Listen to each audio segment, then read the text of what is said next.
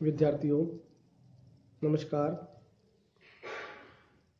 राजनीति विज्ञान के अंतर्गत ब्रिटिश संविधान पर हमने दो वीडियो बनाई और दोनों वीडियो में हमने ब्रिटिश संविधान के विकास की चरणों को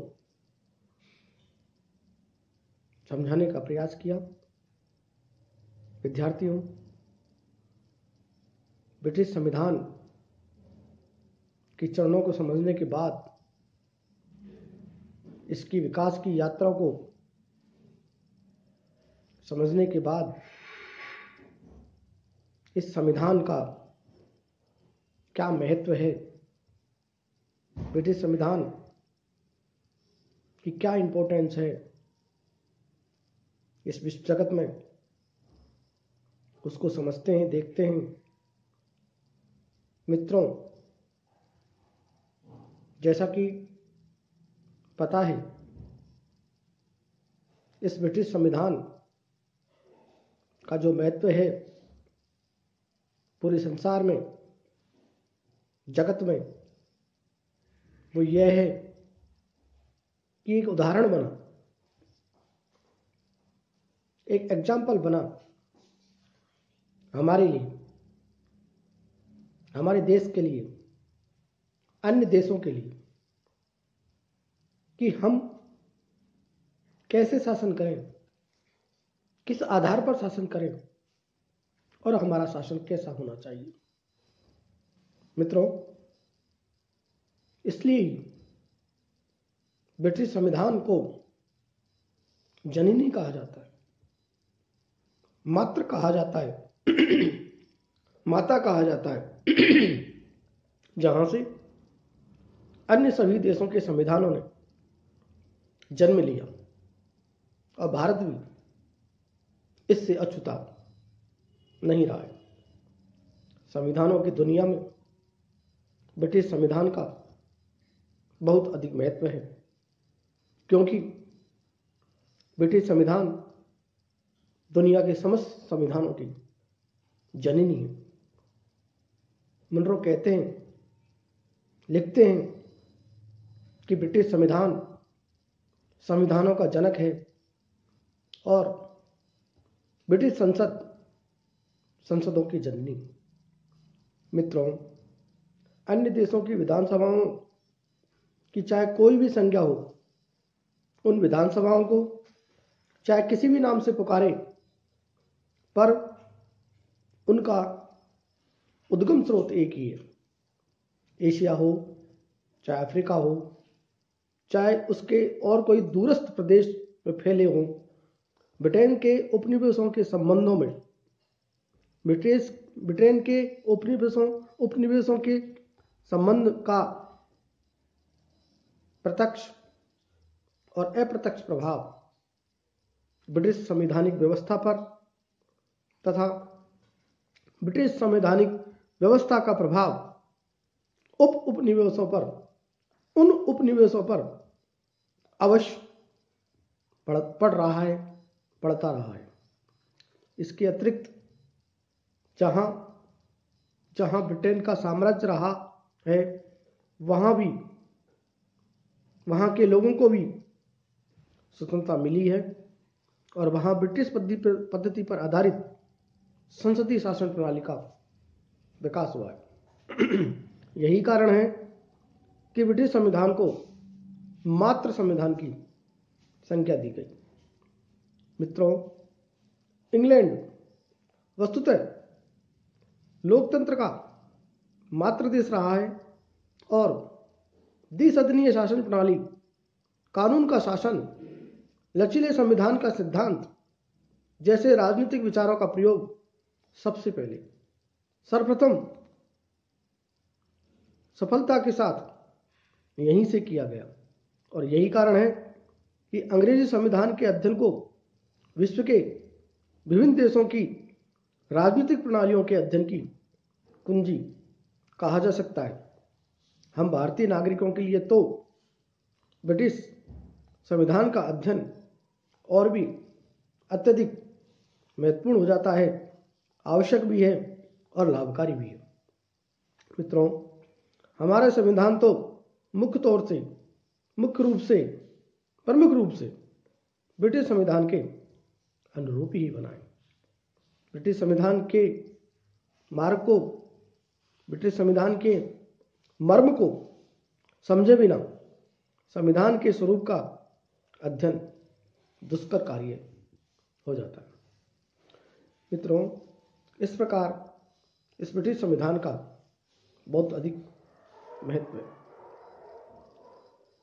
विद्यार्थियों, यदि हम इसकी नेचर की चर्चा करें, इसके स्वरूप की चर्चा करें, तो इसके संबंध में बहुत अधिक विवाद हमें देखने को मिलते हैं। इसकी नेचर क्या है, ये क्या लिखित है, क्या अलिखित है, इस संबंध को, इस बात को आगे बढ़ाते हुए हम ये कहेंगे कि ये अत्यधिक विवाद का विषय है और अंग्रेजों के पास कोई संविधान है या नहीं, इस पर प्रारंभ से ही क्वेश्चन मार्क लगा रहता है। फ्रांसीसी विचारक टॉकविल कहते हैं कि इंग्लैंड के संविधान में या इंग्लैंड में संविधान जैसी कोई वस्तु नहीं है। अमेरिका के थॉमस पेन इस मत का समर्थन करते हुए लिखते हैं कि किसी संविधान को वास्तविक कहे जाने के लिए यह आवश्यक है कि उसे लिखित रूप में दिखाया जाए, और चूंकि इंग्लैंड ऐसा नहीं कर सका या नहीं कर सकता, अतः उसका कोई संविधान नहीं है। मित्रों, थॉमस पेन ने एक बार वर्क से पूछा, क्या पूछा? वो ये कि क्या श्रीमान बर्क महोदय इंग्लैंड के संविधान को प्रस्तुत कर सकते हैं? यदि वे ऐसा नहीं कर सकते हैं तो हम यही निष्कर्ष निकालेंगे कि यहाँ कोई संविधान नाम की कोई वस्तु ना तो है और ना पहले कभी थी। क्या विदित होता है इससे? क्या अर्थ निकलता है इससे? थॉमस पेन बर्क से पूछकर क्या समझाना चाहते हैं? बस यही समझाना चाहते हैं कि वहाँ कोई संविधान ही नहीं है। भाई है तो दिखाइए। इसी प्रकार से जॉर्ज बर्नार्ड शॉ कहते हैं कि हमारा ब्रिटिश संविधान है, परंतु कोई भी नहीं जानता है कि यह क्या है और इसमें क्या लिखा हुआ है, और न ही इसमें कोई संशोधन किया जा सकता है, परंतु संयुक्त राज्य अमेरिका का एक वास्तविक मूर्त पढ़ा जाने वाला योग प्रलेख है, और मैं आपको उसके प्रत्येक वाक्य को, उसकी प्रत्येक लाइन को समझा सकता हूं। मित्रों, जो लोग ये कहते हैं कि इंग्लैंड में संविधान नहीं है, गलती पर है। कैसे? यद्यपि इंग्लैंड में एक लिखित संविधान नहीं है, परंतु अलिखित संविधान अवश्य है। क्या समझे? ये ठीक है कि इंग्लैंड में अमेरिका की भांति संविधान बनाने के लिए कोई संवैधानिक सभा नहीं थी, ना संविधान सभा बैठी थी, परंतु ब्रिटिश संविधान निरंतर चलता हुआ विकास की यात्रा है और उसी का फल है। जैसा कि मुनरो ने कहा है कि अंग्रेजी शब्द कॉन्स्टिट्यूशन लैटिन भाषा के शब्द कॉन्स्टिट्यूटरी से निकला है, जिसका अर्थ होता है स्थापित होना। यदि कुछ नियम, कुछ उपनियम, कुछ रीति रिवाज लोगों के द्वारा सरकार का आधार मान लिया जाए तो उसके पास एक संविधान हो जाता है, और यह संविधान जब सरकार का आधार बन जाता है, सरकार की सीढ़ी बन जाता है, तो फिर यह तर्क सारीन हो जाता है, गलत हो जाता है कि यह संविधान सभा द्वारा बना अथवा विकसित हुआ। यद्यपि सरकार के अधिकतर संविधान सभा के द्वारा ही बनाए गए, किंतु ब्रिटिश संविधान विकास का सर्वोत्तम, उच्चतम, सुंदर रूप है, उदाहरण है। मित्रों, वास्तव में कोई देश बिना संविधान के नहीं चल सकता है, यह बात सही है, और भारत या संयुक्त अमेरिका की भांति इंग्लैंड में भी संविधान है। अंतर केवल इतना ही है। क्या अंतर है? कि इंग्लैंड का संविधान अलिखित है, जबकि अन्य सभी देशों के संविधान लिखित हैं, और इंग्लैंड का विधान एक लिखित प्रलेख डॉक्यूमेंट के रूप में नहीं पाया जाता, वहाँ पर अनेक रीति रिवाजों तथा परंपराओं का चलन है और ब्रिटिश नागरिक अपने अलिखित संविधान के प्रति वैसी ही आस्था रखते हैं जैसे अन्य देशों के लोग रखते हैं, अपने लिखित संविधानों के प्रति रखते हैं। ब्रिटिश संविधान किसी विशेष समय किसी संविधान सभा द्वारा नहीं बनाया गया और उसका क्रमिक विकास हुआ है। इंग्लैंड का संविधान संयोग और योजना की संतान कहा जा सकता है। मैथियोट ने ब्रिटिश संविधान को जीवित सावयव कहा है। एमरिक ने इसके बारे में लिखा है कि ब्रिटिश संविधान औपचारिक विधि, पूर्वोद्धारण एवं परंपरा का मिश्रण है। मित्रों, ब्रिटिश संविधान पर जेनिक्स महोदय कहते हैं, यदि संविधान का अर्थ संस्थाएं और वह कागज नहीं जो उनका वर्णन करता है, तो ब्रिटिश संविधान का निर्माण नहीं हुआ है परंतु विकास हुआ है और वह कोई कागज नहीं है। विद्यार्थियों, ब्राइस महोदय कहते हैं कि इंग्लैंड का संविधान जनता की स्मृति में मौजूद है। हम